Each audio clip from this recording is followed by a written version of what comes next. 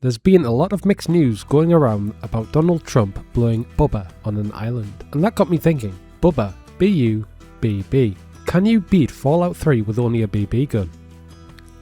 Yes. The answer is yes. Mitten Squad did it many moons ago, and now I'm here to try my hand at it. I haven't seen his video in many years, and can't remember how he went about it, so hopefully I don't copy too much. I started by being spat out of my mother's fanny. In American English, that makes me a poo. It turns out that my own father is Liam Neeson. What great luck. His accent sounds a bit different, but that's what 200 plus years of living in a nuclear wasteland will do to you. Fun fact, I was also born on my real birthday, July 13th, which when I first played this back on the Xbox 360, I thought they had taken that date from my Xbox profile. He then asked me a strange question in this day and age. Are you a boy or a girl? He must be a bigot. Because he's a bigot, he called me twatbag. That couldn't have been me typing, I'm a baby. And then my mother decided to bow out for now. Father first taught me to walk, then imprisoned me. He left me alone and I got to choose my stats. I focused on agility to best help me with a BB gun. He then read me passages from the Bible. Despite Earth being blown up and living in a shithole his whole life, this man still thinks there's a God. That takes more faith than Joseph believing Mary about her baby's conception. 9 years passed and I was celebrating my 10th birthday. It's official. I'm too old for the Pope, but old enough to get a Pip-Boy. I celebrated my birthday and a robot destroyed the cake. I was polite to an old lady who gave me a sweet roll. Butch wanted my sweet roll, so I made a "your mother" joke and he chased me. I told the officer he was a smelly poo face. Another lady then wanted to talk to me. My dentist would hate this. First a sweet roll and now a tart. I ignored her poem and carried on. The overseer called me a brat, so I went downstairs to start my rebellion.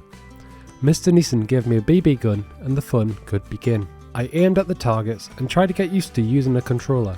I wasn't very good at it, but my computer mouse was broken. The right click wasn't working properly, which made aiming difficult. Anyway, I went to take my court exam when I witnessed first-hand sexual harassment in the workplace. I beat up 3 men with my hands.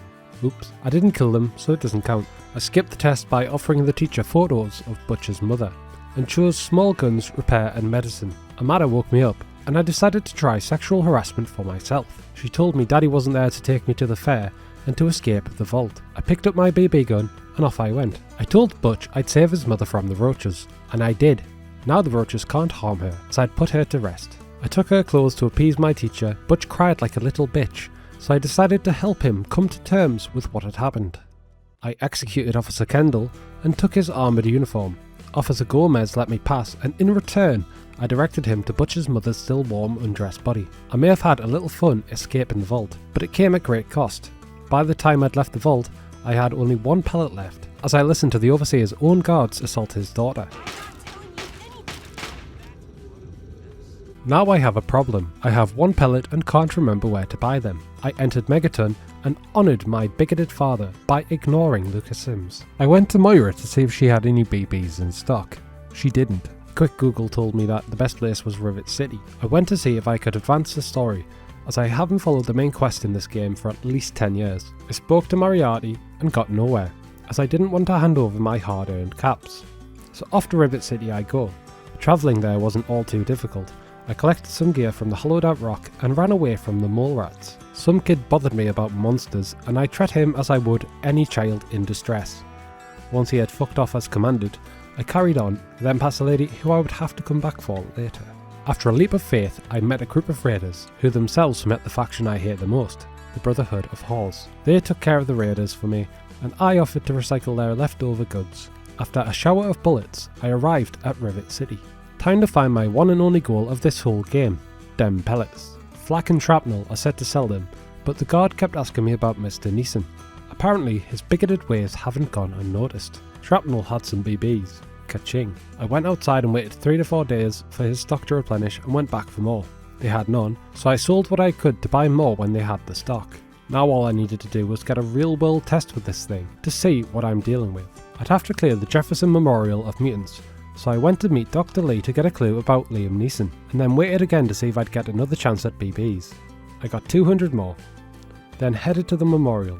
I discovered how long it would take to kill a single mutant. My heart was broken. As I've said before, I don't have a lot of spare time for these videos, and each mutant took forever to kill. My terrible aim with the controller made it harder, and the gun's durability was something I wasn't used to anymore after playing Fallout 4 for so long. I took what I could from the mutants to fund my BB addiction, and ran back and forth between the Memorial and Rivet City, repairing myself and my gun before deciding to abandon the Memorial.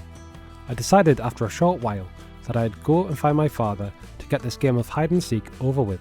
I knew he was at Smith Casey's garage, so I took a random guess from memory as to where it was roughly and headed there. I fast travelled to Vault 101 and headed west. It was night time and spooky, so I kept spamming VATS to alert me to any enemies. I got bored and played in a children's park. A mole rat wouldn't play with me, and once I'd finished reliving my childhood drama, I carried on. I then met a friendly rat scorpion and invited some raiders to come and say hello to it. The raiders treated me like an American high school student and shot at me ferociously. After a bit more travelling and reaching the rough location of Smith Casey's garage, I tabbed out and my game crashed. I then travelled to Smith Casey's garage again, this time making sure to avoid any enemies. Inside there was an infestation of mole rats. Now I'm no Yelp reviewer, but I wouldn't get my car repaired here in a hurry. I killed the mole rat after a fight that was way closer than it should have been, and made my way down to the vault after looting everything of value. Inside the vault, I was instructed to put on a suit and relax in a recliner. Suddenly, I started to wonder if my previous criticisms of the garage were unfounded. I was put into a simulation of a peaceful US neighbourhood. Inside, Gary Glitter spoke to me and I leveled up, putting points into small guns and choosing Gun Nut as a perk. I then spoke to a little girl in a park, a sentence that would usually land me in hot water, but I haven't released a Minecraft video yet, and she hadn't heard of my father anyway. She challenged me to make a little boy cry. I told him that he was going to Ian Watkins School of Music.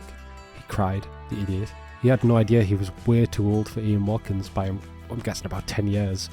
I then spoke to the little girl who spoke back to me in a German accent. No, I did not see that coming, but she did say I could ask her a single question. I asked her where Liam Neeson was, and she told me that he was here, and then told me to break up a marriage.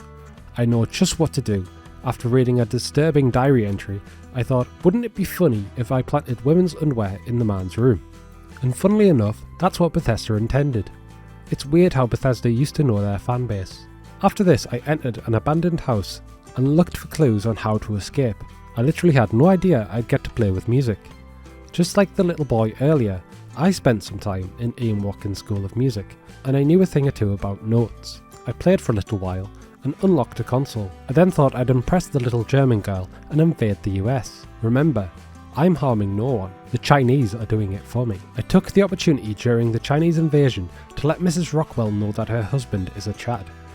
I went back to the German to get another question, but she was furious about the Chinese invasion. Sometimes I feel like I shouldn't even bother. She then told me about the Gek. She told me that she was alone and no one was waiting for her. I took that as an opportunity to bow out and left to see Liam Neeson. I told him I was pure class and that he'd better meet me back at Rivet City. I leveled up and put more points into small guns and took the Child at Heart perk to get through Little Lamplight later. Just like Vera said, we met again in Rivet City. I sold all of my goods, but they didn't have any more BBs. I'd have to wait a while. I spoke to Father to further the mission and returned a flak and shrapnel to gain 97 more BBs and a new BB gun. This would come in handy. I then went back to the Jefferson Memorial to continue where I'd left off earlier. I went inside to see where I'd gotten up to and spent a while shooting, then running away to heal up. I thought sneak attacks would help me with their 2x bonus, but 2 times 1 is 1. One thing I've learned about making these videos is that the parts that take the longest, you have the least to say about. I did try luring the enemies outside to meet the team, but everyone just ran away, and just like Tom Cruise, the enemies wouldn't come out. I went back to Rivet City to restock, but got nothing. I waited outside for a while and got 403 BBs. I couldn't afford that, so I took everything I could from Rivet City to sell, even spending time to get the very last one. I cleared the memorial, and probably like Tom Cruise, my father came inside. I then spent some time doing housework for Dad to earn some pocket money, but then the Enclave invaded. Now they have power armor and I have BBs.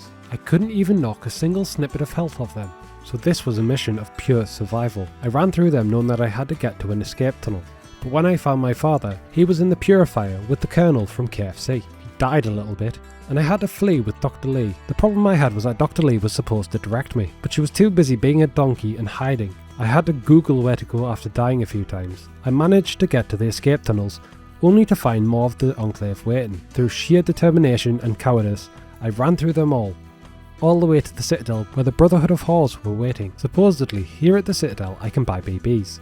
I could never find any, so I made my way to Little Lamplight, knowing I need the Gek, and that my Childhood Heart perk would let me straight through. After a bit of running around and restocking, I made my way into Murder Pass. It did surprise me that a town full of kids didn't have BBs for sale. Inside Murder Pass was difficult. The super mutants were hard with only a BB gun. The super mutant brutes were ridiculous. It may have been hard, but it was genuinely so much fun.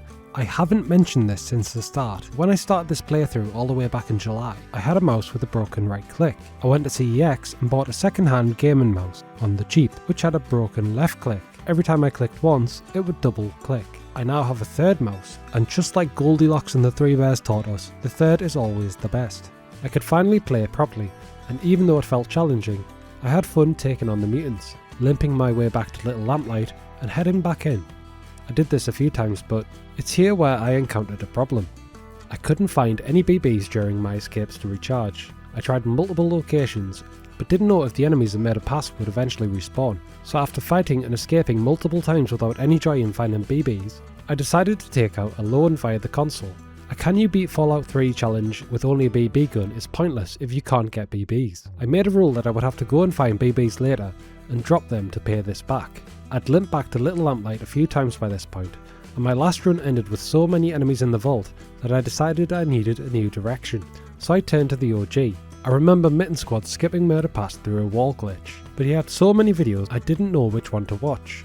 I watched his BB playthrough despite not wanting to copy, and saw that he just ran through the enemies, so I copied and came back to Murder Pass with a whole new view. I ran through and hardly encountered any of the enemies that had brought me so close to death in the past. I ran through regardless and met Fox. He was a godsend. As long as I could keep him alive by drawing enemy fire to me, we could get through this. We fought hard together and retrieved the Gek. I then made my escape when the Enclave decided to show up. They kidnapped me and took me in for torture. I wasn't going to let an opportunity to tell the Colonel from KFC to fuck off go to waste. So I told him multiple times to fuck off, before the President of America saw something great in me. Maybe it was me running through school halls shooting, or maybe it was just my chutzpah, but he welcomed me. The guards didn't believe me, and an old man named Nathan showed up for some reason. He died. I searched his head, and his body must have felt left out because...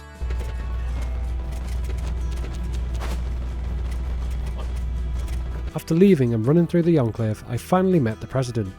Mr. House was very welcoming, and offered me freedom, so long as I killed every living being in the wasteland. I accepted, and his robots helped me escape. Once my freedom was gained, Fox had a minigun and offered me friendship.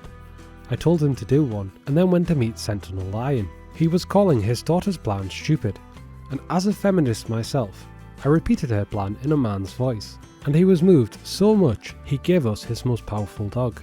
After walking his dog, I realised that he was taking all the kills. I wasn't happy about it, but look at him.